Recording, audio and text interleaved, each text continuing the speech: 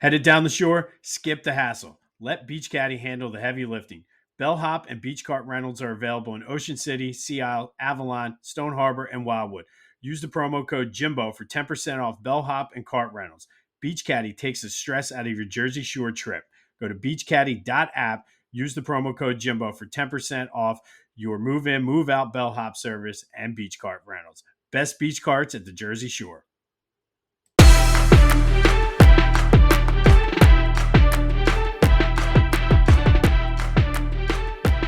What's up, everyone? Welcome to this day in Philly sports history for June 17th, 2025. I'm your host, Jim Montgomery. Welcome to a Tuesday edition of the podcast. And I do apologize a little bit later today. And if the sound quality is a little off, I apologize for that as well. Experimenting with some new setups and things like that. And somehow it's just, I don't know. I can't get the sound to right. But we will persevere because that's what we do. And it is Tuesday. So we do have some motivation / positivity. And Tuesday Motivation Positivity is brought to you by the Clashing Conferences. Go to theclashingconferences.com for information on how you can become a member, what they have to offer, media services, and all that. Remember, new podcasts drop for them on Thursday and Friday, wherever you get your podcasts, as well as on YouTube. And we are a part of the network, and I'm happy to be a part of the crew. All right, so today's quote comes from FM Alexander, and this is one of the last ones I've been sitting on since my professional development back in August, but I really like this. People don't decide their futures, they decide their habits, and their habits decide their futures. And I like this because it's another one of those ones that's easy to say. It's like, well, that was in the cards for me, or it was predetermined, or that's just the hand I was dealt, and whatever other things people say when things go bad or they're not getting what they want. But it's not in the cards. It's not set in stone, whatever your destiny is going to be. You have the power to change your future. And I'm not talking about making the big life-changing decisions. Everybody, there's major life milestones, major life decisions throughout your life. And I'm not talking about them. I'm talking about our day-to-day. And I think what this quote is saying is it's how you live. You can do small things every day to impact and affect your future. And if you do those small things well, it leads to doing the bigger things well. I always go back to this story when I was looking at colleges back in high school. I went with a friend of mine to, I believe it was for Lehigh, and we went and we're talking to this guy. I had no intentions of going to Lehigh. I just kind of went with him for support. But I was talking to this guy, and he was like, let me ask you a question. When something good happens to somebody, a lot of times people say what? And I was looking like, I don't know what you're talking about. They got lucky. He's like, I'm here to tell you, there is no such thing as luck. You create your own luck. If you're prepared for when an opportunity comes, then people are going to say you're lucky. If you're not prepared, people are going to say you're unlucky. And I think that ties in perfectly here, because if you create those good habits and do the small things well, you're setting yourself up, and you have the power then to change your future. Good things happen. You create good habits, better things happen. So just something to think about, that as you go through your weeks, it's not in the cards, and it's not, people don't decide their futures. Your habits are what decides your future. So start building good habits now. It's never too late to start and get on track. Hopefully you can take that through your week. All right, and as a part of the new sort of rollout, like I said, coming with new setups, new everything. Part of the Tuesday motivation, I'm going to try to kind of weave in some inspirational Philly athlete stories. So for this week, we're going to look at Larry Bowa for inspiration. And I didn't know this story until I started doing some of the research, but Larry Bowa did not make his high school team. He was cut. He went on to play in college at Sacramento City College, and he played well, but the expectation was that, maybe he'll get a look in the Major League Baseball draft.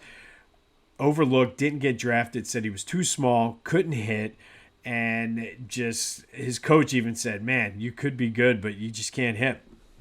Ironically, then the Phillies sent out a scout. They were interested in him. And the day that the scout came out there, it was a doubleheader. Larry Bowa got thrown out of both games of a doubleheader for arguing, so it didn't make a good first impression. However, the Phillies did sign him to one of their Winter League teams.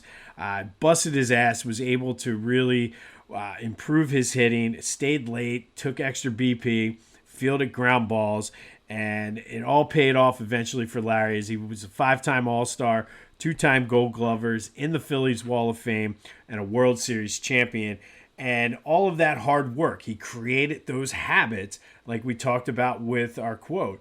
And those habits carried over into his Major League Baseball career. And it did something that kind of got him in some trouble as manager of the Phillies, because he expected all of his players to work hard like that. And when they didn't, that's when he would get mad, hence the whole Scott Rowland issue. But in the end of the day, as you go through your weeks, be a Larry Bowa. Create those strong habits and control your future with those habits. So we'll get more into the new setups and everything.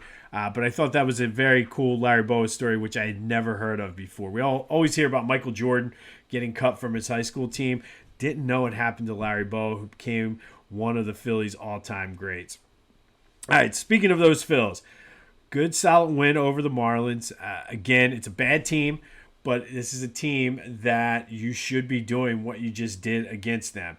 Mick Abel was solid again, battled back, got himself out of some trouble. It was good to see him have a little adversity and how he handled that. In the second inning, he had the bases loaded, was able to get out of that with some good defensive plays. Trey Turner led off the game, second pitch with a homer. He's been really hitting well. I really think if he could just figure out what to do with him in the field, I don't know if it's still worth all that money, but Trey has been pretty solid this year. Kepler hit a home run, a moonshot. He hit a bomb to right. The bullpen was solid once again. I like the way Taiwan came in there and was looked good. Kerkering got his first career save, and ever since that whole fiasco earlier in the season, he's been actually pitching very well his last 18 to 20 starts or so. Bryson Stott had a hit. Hopefully this is the momentum and the what he needed playing the Marlins to get out of his funk. But overall, solid win. Don't get caught looking ahead. However, we got 3 more games with the Marlins, 2 games out of first place behind the Mutts, with a huge weekend series down at Citizens Bank Park this weekend with the Mets. But we can't overlook the Fish right now. But a good win. Jesus Luzardo takes the mound tonight against his former team. Phillies looking to take the first 2 games of this series. All right, let's do some housekeeping. And thank you for your patience as we're dealing with. I'm watching my recording thing, and the sound is basically nothing. So hopefully I can extract it from this video. But thanks for the patience this summer as we're tweaking and moving some things around.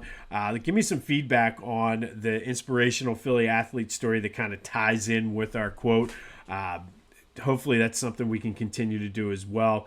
But once we get into the flow, I'm kind of changing my whole setup and everything.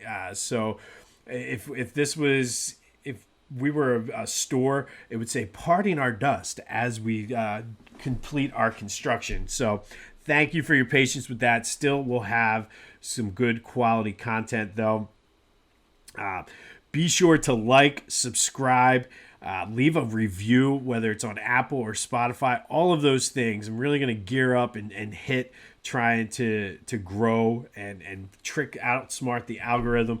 Be sure to hit me up on my social media, Jimbo_Mott on Twitter and TikTok, on Instagram at Philly Jimbo. Subscribe to the YouTube channel, Jimbo_Mott, and of course, spread the word.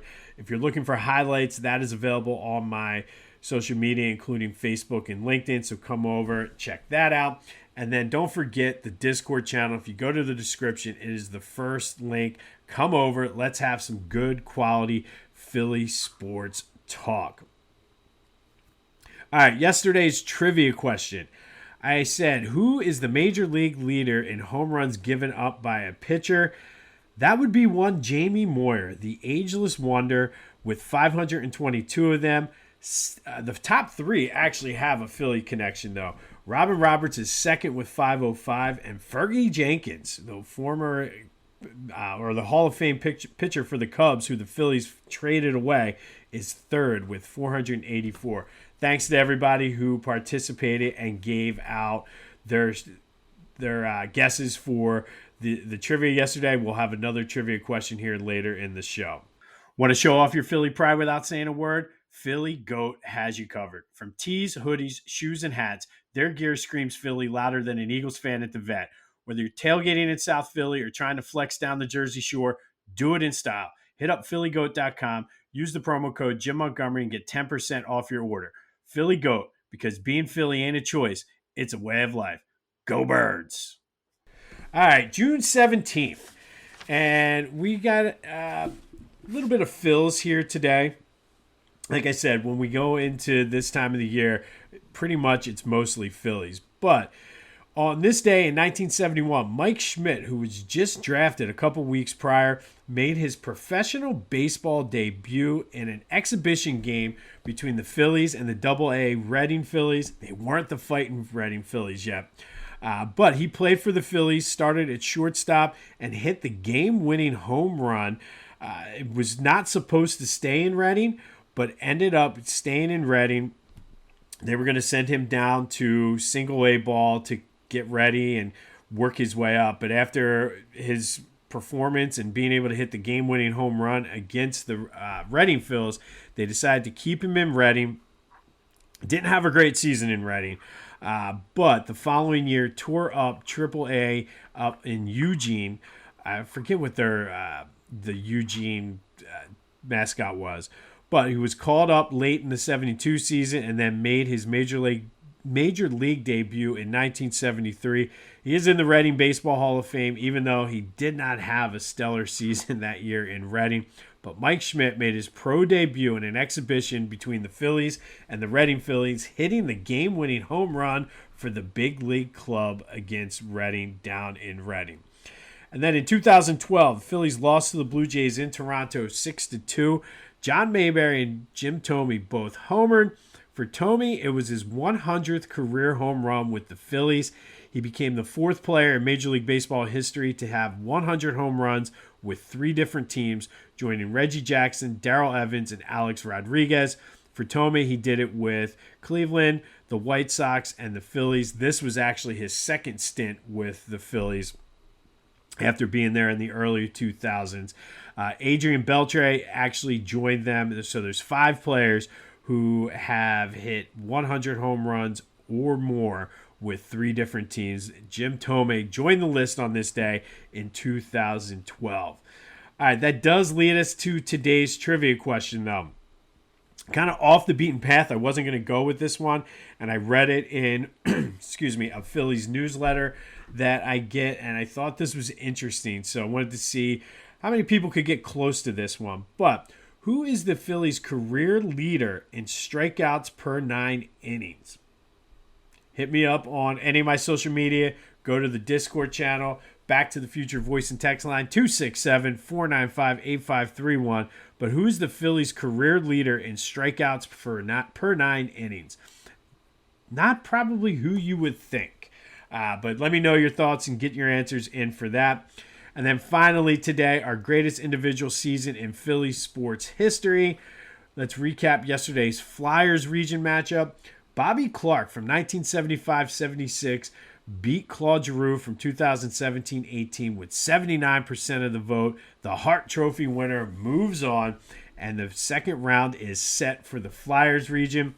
Let's finish up the first round here for the Sixers region, and we have a 5-12 matchup. The number 5, Wilt Chamberlain from 1966-67. He was an MVP, All-Star, All-NBA, averaged 21.1 points per game, 24.2 rebounds per game, playing 45 and a half minutes per game, shot 68% from the field, and of course led the Sixers to their first championship in Philly, and one of the greatest teams of all time, and just a dominant performance from Wilt Chamberlain, winning the MVP and leading the Sixers to the NBA championship. He's taking on the number 12 seed Dr. J from 1979-80. Dr. J was an all-star, all-NBA, finished second in the MVP voting, averaged 26.9 points per game, 7.4 rebounds, 4.6 assists, 2 steals, and led the Sixers to the NBA Finals. That is the infamous, they ran into the buzzsaw that was Magic Johnson. But now it's your turn.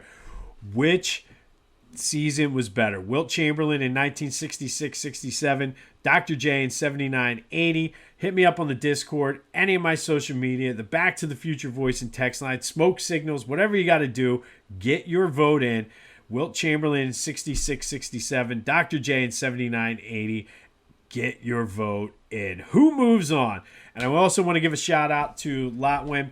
Get your custom 3D hype chains, lotwin.com. Use the promo code TCCPOD. These things are phenomenal, so go check them out as well. On this day in 2012, Jim Thome becomes the 4th Major League player to hit 100 home runs with 3 different teams in the Phillies' 6-2 loss to the Blue Jays.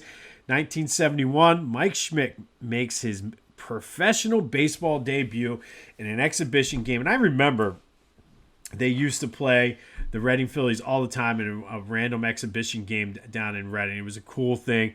Never did get to go to one of them, but Mike Schmidt with the game-winning home run impressed the Phillies enough to have him stay in Reading instead of going down to Single A, and it probably helped accelerate his career because then he went to Eugene the next year and then got called up at the end of the season after tearing up Triple A. But Mike Schmidt makes his professional baseball debut today.